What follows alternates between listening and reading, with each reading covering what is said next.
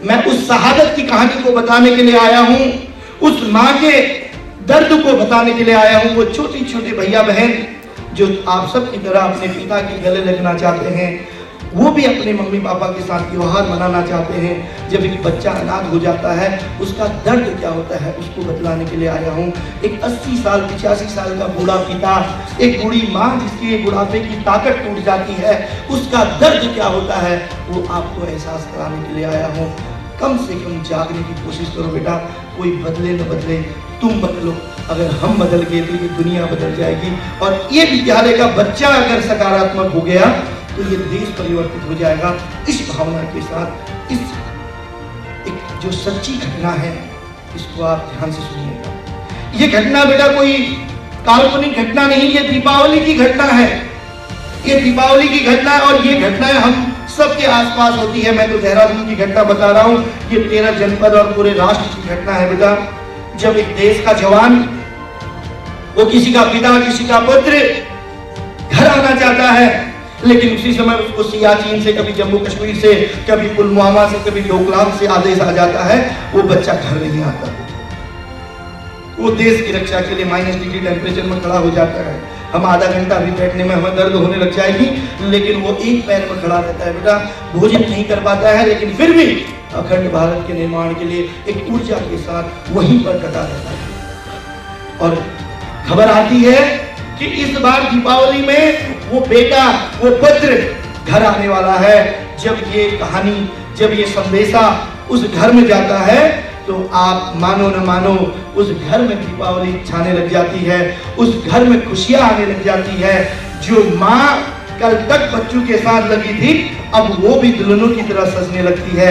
जो बूढ़े माता पिता उम्मीद छोड़ चुके थे उनके अंदर भी सकारात्मक ऊर्जा आ जाती है और वो छोटे भैया बहन 8 साल 10 साल की उम्र में अपने पिता से इस बार दीपावली में मिलने के लिए लालायित होते हैं। वो बेटी भी अन्य बेटियों की तरह अपने पिता के गले लगना चाहती है, वो बेटा भी इस दीपावली में अन्य बेटों की तरह इस दीपावली को मनाना चाहता है। और संदेशा आता है कि धनतेरस के दिन वो पिता घर आने वाला है। और सब बड़े प्रफुल्लित थे, सब बड़े खुश थे बेटा। और जैसे ही रात होती है, दूसरे दिन धनतेरस होता है, सुबह से वो बूढ़े माता पिता अपने बेटे को निहारने में लगे रहते हैं कि अब उनका बेटा आएगा, अब उनका बेटा आएगा। वो छोटे भैया बहन भी टकटकी लगाए रहते हैं, उनका पिता इस बार दीपावली में आएगा। रात बीत जाती है, कोई आता नहीं। और रात के 2 बजे एक फोन आता है, एक संदेशा आता है। वो बूढ़े पिता दौड़ फोन के पास जाते हैं। उन्हें लगता है कि शायद उनका बेटा रेलवे स्टेशन या बस स्टेशन में आ चुका है। वो जैसे ही फोन को रिसीव करते हैं, एक संदेश आता है कि कल जम्मू कश्मीर से आते हुए कुछ आतंकवादियों ने घात लगा के हमला कर दिया। उनसे लड़ते लड़ते कुछ जवान शहीद हो गए हैं, कुछ जवानों को शहादत मिल चुकी है। उसमें एक आपका भी बेटा था, वो बेटा भी शहीद हो चुका है। और फोन कट हो जाता है। उस शहादत की बात सुनते ही, जैसे ही वो बात उनके कानों में जाती है, बेटा अरे तुम्हें क्या असर पड़ेगा, लेकिन वो बूढ़ा पिता जमीन में गिर जाता है बेटा। वो बूढ़ी माँ जो कल तक अपने बेटे के इंतजार में खड़ी थी वो टूट के नीचे गिर जाती है। वो माँ जो दुल्हनों की तरह सजी थी वो बेहोश हो जाती है। जिस माँ के मांग में सिंदूर था, हाथों में लालियां लगी थी, आज वो वीरान सी हो जाती है। और अभी तो भैया बहन उठे ही नहीं, वो तो केवल स्वप्न में सोए हैं कि इस बार पिता आएंगे, वो भी त्योहार मनाएंगे, वो भी दोस्तों के साथ अपने पिता के साथ बाजार जाएंगे।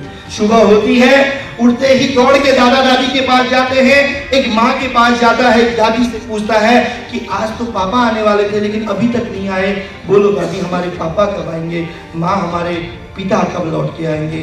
कोई उत्तर नहीं मिलता बेटा।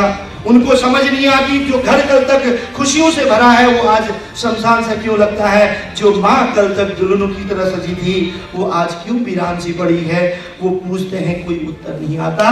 और फिर दोनों भैया बहन आंगन की ओर जाते हैं और वो बहन कहती है अपने भैया से, वो देखती है कि आंगन के चारों ओर लोगों की भीड़ खड़ी है। वो बहन भाई की कलाई पकड़ के कहती है कि भाई ये लोग पापा के लिए खड़े हैं, लेकिन आज ये नहीं हम मिलेंगे, ये नहीं हम दीपावली मनाएंगे। हमारे पापा कई सालों बाद लौट के आ रहे हैं, हम आज ये कल मिलेंगे, लेकिन भाई आज हम दीपावली मनाएंगे। जब वो बहन अपने भाई से कहती है ना बेटा, और वो भाई जब तक उत्तर देता दूर से तिरंगे से लिपटी एक शहादत चल के आती है बेटा। वो तिरंगे से लिपटी शहादत जब आंगन में पहुंचती है तो वो बच्चे कुछ समझ पाते नहीं समझ पाते, उससे पहले उस तिरंगे से लिपटी शहादत के करीब पहुंच जाते हैं और उस तिरंगे से लिपट जाते हैं। वो महसूस कर लेते हैं कि वो शहादत किसी और की नहीं, उनके पिता की है। वो दोनों ही भैया बहन उस तिरंगे से लिपट के अश्रुधाराओं में बह जाते हैं और फिर उठ के अपनी माँ को निहारते हैं। कहते हैं कि माँ, हम समझ गए कि तू कल से मौन क्यों है। माँ, हम समझ गए कि अब हम कभी अपने पिता के साथ दीपावली नहीं मना पाएंगे। हम समझ गए माँ कि अब तुम दुल्हनों की तरह फिर से कभी नहीं सच पाओगी, न मांग में सिंदूर, न हाथों में लाली लगा पाओगी। वो बूढ़ा बच्चा, वो बूढ़ा पिता जो एक बेहोश सी अवस्था में था, उसका वो पुत्र, वो बच्चा खड़े होकर कहता है कि दादा, हम समझ गए कि अब अपने बुढ़ापे की लाठी को नहीं देख पाओगे। हम समझ गए हम दोनों भैया बहन अपने पिता के गले नहीं लग पाएंगे। और दोनों फिर से अपने पिता के गले लग जाते हैं और कुछ क्षण उस गले तिरंगे से लिपटने के बाद फिर एक ऊर्जा के साथ खड़े होते हैं। कहते हैं कि माँ सौगंध है इस तिरंगे की, माँ सौगंध है इस तिरंगे की, इस आतंकवाद को नष्ट करने के लिए जो काम हमारे पिता ने नहीं किया उस काम को करेंगे। सौगंध है माँ तेरे आंखों के आंसू की, कि जीवन में फिर ऐसा कोई काम नहीं करेंगे माँ जिसकी वजह से तेरे आंखों में आंसू आए। सौगंध है माँ हमें अपने दादा दादी की, इनके बुढ़ापे की लाठी हम बनेंगे। सौगंध है इस जननी जन्मभूमि की, इस आतंकवाद को नष्ट करने के लिए हम भैया बहन काम करेंगे। जब एक छोटे भैया बहन, जब एक शहीद का परिवार इतना सोच सकता है, तो फिर इस विद्यालय में बैठा हुआ भैया अपने माँ बाप की दीर्घायु के लिए, इस भारत माँ के लिए, इस आतंक के हथियार नशे को नष्ट करने के लिए स्वयं को नशा मुक्त क्यों नहीं रख सकता।